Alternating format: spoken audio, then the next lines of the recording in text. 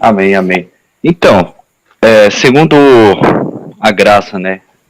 Hoje eu entendo que a graça foi uma escada que a gente usou para sair realmente de uma matrix. A graça, ela se tornou uma matrix, ela virou uma religião depois, né? Na verdade, a gente precisou dessa graça porque a gente estava no sistema religioso e tinha muitas incoerências, né, no sistema religioso, que diz o quê? Ah, se você não fizer isso, vai para o inferno. Se você não fizer aquilo, se você não se comportar. Então chega uma hora que esse Deus dos religiosos não tem coerência, não faz sentido. Porque é um Deus que se prontifica para te salvar, só que no final é você que tem que se salvar por meio das obras. Aí veio o Evangelho da Graça, né, curando boa parte da mente das pessoas. As pessoas se maravilharam, entraram em estado de êxtase, né? E os pregadores que estavam no sistema religioso, que outrora ganhavam muito dinheiro no sistema religioso, depois pararam de ganhar e vieram para o sistema da graça, viram algo muito bom para se usar para começar a ganhar. Aí nisso eu fui começando a ver também que o Evangelho da Graça se tornou uma religião também. Mas biblicamente e fazendo consonância com nossos tempos de hoje, não faz sentido, irmãos, a gente acreditar que nós somos salvos pela graça. Até porque nós não estamos no conceito de perdição ou salvação. Né? Nossos espíritos, ao morrer, a consciência continua, né? Inclusive tem canais aí de EQM, de experiência de quase morte. Existem irmãos que não acreditam, não tem problema, tá? Que um dia nós todos vamos desencarnar, né? Mas tem muitos relatos de pessoas que morrem, que voltam e não vê essa possível condenação que nem o sistema religioso diz, né? E segundo a Bíblia, que o irmão perguntou, vamos ler ali Efésios capítulo 2, versículo 5, que diz da seguinte forma: estando nós ainda, aí a palavra já começa aqui, estando quem? O povo brasileiro? Não. Estando o povo americano? Estando o povo de Moçambique? Não tá, irmãos. Estando nós. Você vê que Paulo está se referindo a eles naquela época, pelo menos a literatura. Por que eu falo também, pelo menos a literatura? Porque existem irmãos que já estão estudando afinco, irmão Bruno, que já estão descobrindo que a Bíblia foi muito mexida, tem muitas falsidades escritas na Bíblia. Inclusive tem capítulos de Romanos, capítulo 6, que não faz consonância com o capítulo 7 dos Romanos. Dá a entender que teve 3 tipos de Paulo que foi escrevendo. Então, muitas pessoas já estão crescendo nessa consciência e muitos devem estar se perguntando, pronto, agora chegou um doido aí falar que a Bíblia já não existe. Não tem problema. O que você tem que entender é que tu é um ser espiritual que está humanizado e que ao morrer tu volta para algum lugar, né? Essa vida que nós vivemos aqui, ela não se resume só na carne. Não tem sentido algum, né? A gente acreditar que vamos morrer e desaparecer e não tem sentido algum. Mas voltando à tese que eu estava falando, Efésios capítulo 2 fala: estando nós ainda mortos em nossas ofensas, ou seja, quem estava em ofensas? Ofensas, segundo a literatura, era um povo que estava em pecado de iniquidade contra quem? Contra Deus, né, que supostamente deu uma lei espiritual para um povo carnal.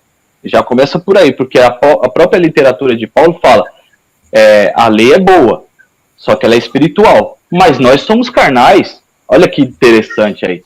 Aí não tinha como trazer uma lei espiritual para um povo carnal. Então, eu estou falando da literatura bíblica, o que você lê segundo o que Paulo fala. Aí fala assim, ofensas, e nos vivificou juntamente com Cristo. Quem estava morto? Não era o povo da lei de Moisés? Então, por isso que ele fala, e nos vivificou. Aí eu pergunto para todos os ouvintes e visualizadores, espectadores aí, do irmão Bruno Mac aí, do canal. Você está na lei de Moisés para falar que está na graça e que você foi vivificado? Faz uma pergunta para você mesmo. Faz sentido falar, estou salvo, irmão, pela graça? Mas que graça é essa? Da onde vem essa graça? Você estava morto espiritualmente? Você estava na lei de Moisés? Você é judeu? Ou tu é brasileiro? Esse é o grande problema das pessoas de hoje, irmão Bruno Mac. Elas trazem as escrituras, querem viver as escrituras, inclusive até as promessas que a literatura bíblica manda para aquele povo e quer trazer para os tempos de hoje. Aí não faz sentido algum, porque depois você vai achar que nem Deus existe, porque não vai ter coerência nenhuma. Você vai pedir uma promessa para Deus e não vai acontecer nada. Ah, irmão Bruno, mas eu acredito sim, porque eu confiei que Deus daria isso e aconteceu na minha vida. Ei, isso daí é algo de fé. Fé não se discute, meu irmão. Fé não se discute. Fé é algo espiritual, entendeu?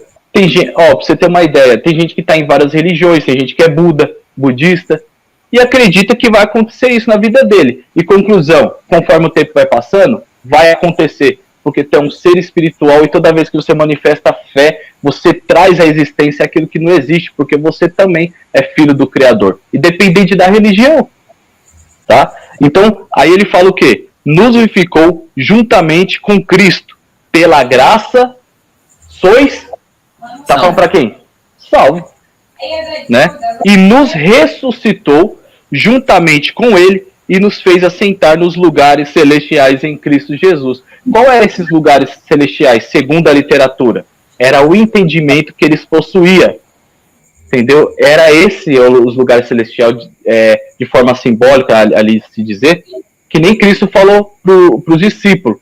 Eu estou falando com vocês aqui, a semente que eu dou para vocês vão crescer e vai virar cada vez mais, a semente vai proliferar. Mas esses que estão me ouvindo agora aqui na praia, ô discípulos, vão entrar aqui, vai entrar aqui e vai sair por aqui. Entendeu? E a semente vai ser destruída. Por quê? Porque eu não predestinei eles para entender esse mistério espiritual que eu predestinei a vocês. Eu até, inclusive, falei isso no meu canal. Né? Então, assim, é simples quando a gente começa a ler a literatura e fala assim, versículo 7, para mostrar nos séculos vindouros as abundantes riquezas da sua graça, pela sua benignidade para conosco. Meu Deus do céu, meu irmão. Se você ainda acha que foi salvo pela graça, isso foi escrito para mostrar para nós hoje que eles foram salvos pela graça e não nós. Olha que interessante. Versículo 7. Para nos mostrar nos séculos vindouros, tá, as abundantes riquezas da sua graça, pela sua benignidade para com o povo brasileiro. Para o povo, para eles, para conosco. Entendeu? Porque pela graça sois salvo, por meio da fé, e isso não vem de vós, é dom de Deus. Por isso que eu acredito da Bíblia, boa parte da Bíblia eu acredito. Tem algumas partes que já não tem sentido, né? Quando a gente vê em Romanos lá, Paulo falando uma coisa, depois ele fala outra. O capítulo 6 fala uma coisa, o capítulo 7 destrói o que ele falou no capítulo 6. Isso eu vou trazer também no meu canal, tá? Isso não quer dizer que a Bíblia não tem toda a verdade. Contém, eu acredito nisso, tá? E somos seres espirituais humanizados. Então, o que eu quero dizer para todos os irmãos também, não adianta você, meu querido ouvinte, querer ser só espiritual, porque tu não vai conseguir, tá? E não adianta você querer só ser carnal, porque você não vai ser feliz. Existe um equilíbrio da vida, entendeu? Deus deixou a gente aqui na Terra para a gente ser os dois, o equilíbrio, a dualidade. Estamos aqui experimentando em ser humanos, entendeu? Estamos aqui também para aprender, e um dos aprendizados que a gente tem pela própria natureza é que nós devemos amar uns aos outros, e é como o irmão Bruno e Mac tem falado, né? Ele está estarrecido, digamos assim, porque as pessoas acreditam num determinado entendimento e começou a parar de falar com o irmão Bruno. Não faz sentido algum, pessoal. Se vocês têm um entendimento diferente, tem que continuar a amar os outros. Entendeu? Eu converso com pessoas ateias, eu mesmo converso com pessoas que são espíritas. Existe até um rapaz, irmão Bruno, um senhor, não é senhor, eu não sei não é nem velho nem novo, é o irmão Mário. Ele é ateu eco-espiritualista. Não me pergunta o que é isso, mas eu converso com ele como meu irmão, porque ele é o meu irmão, independente do entendimento que ele contém hoje, né? E todos nós somos. o que eu acho interessante, vocês que estão me vendo nesse exato momento, dizer que são irmãos e depois parar de falar com a pessoa porque uma pessoa fala uma coisa. Não, irmãos. Não. A conversa continua. A amizade entre irmãos continua. Tá? Agora, vocês que acreditam no Evangelho da Graça, me diz uma coisa aqui. Na onde que vocês estão aqui incluídos aqui na Bíblia? Aqui, deixa eu ver. A Bíblia aqui, ó. Entendeu? Porque aqui está escrito, para mostrar nos séculos vindouros as abundantes riquezas da sua graça, pela sua benignidade para conosco em Cristo Jesus. Aí fala, não vem das obras, né, para que ninguém se glorie. Quem é que ia se gloriar, irmãos? Pelas obras. Quem é que ficava fincado nas obras da lei? Não era o povo de Israel? Por isso que ele falou, não vem de vós. Entendeu? Porque aquele povo se gloriava muito nas obras. Me dá um exemplo literário, irmão Bruno. Né? Bom, digamos que não existe essa história, nada de Bíblia exista, mas segundo a literatura, o que está escrito lá, segundo o que está escrito? Pelo menos que a gente lê. O jovem rico. O jovem rico falou assim, eu obedeço os mandamentos desde a minha mocidade. Aí Cristo, eu acho que ele deu um sorriso, né? E falou assim, então tá. Então pegue tudo que tem. É verdade. Né, e vende tudo que tem e dá aos pobres. Aí ele não conseguiu, começou a ficar com raiva, se entristeceu. Mas por quê? Cristo quis dizer o quê? Eu estou na categoria de salvar vocês. Segundo a literatura, tá, irmãos? Se isso existiu, eu não sei. Tá? Eu deixo bem claro aqui. Segundo a literatura, está escrito isso. Eu vim salvar vocês. Vocês não conseguem se salvar por obras. Tá? Eu que vim salvar. Eu que vim consertar o caminho para que vocês andem por ele. Eu sou o caminho, a verdade, a vida. Né? Por isso que ele falou. Agora tinha pessoas lá que queriam ser salvos por si próprio. Tá lascado, porque era só ele que podia. Né? Então, resume o entendimento no versículo 10 falando assim, porque somos feitura sua, criados em Cristo Jesus, para as boas obras, as quais Deus preparou para que andássemos nela. Deus preparou quem para andar nela? Não eram eles? Hoje, que obras que Deus planejou nós andar? A não ser que nós amemos uns aos outros. É só isso, irmãos. A Bíblia se resume nisso, e eu sei que nessa jornada dessa vida, irmão Bruno, a gente tem muito mais a aprender uns com os outros, né? E a resposta, irmão, em qualquer coisa da sua vida, está dentro de você. A sua Bíblia hoje tem que ser a natureza, tem que ser o Cristo que está dentro de você. Mais nada. E eu encerro aqui minha opinião aqui com muito amor e carinho, né, para como o Bruno Mac, né, participou do canal Verdade Certa, fico muito feliz também.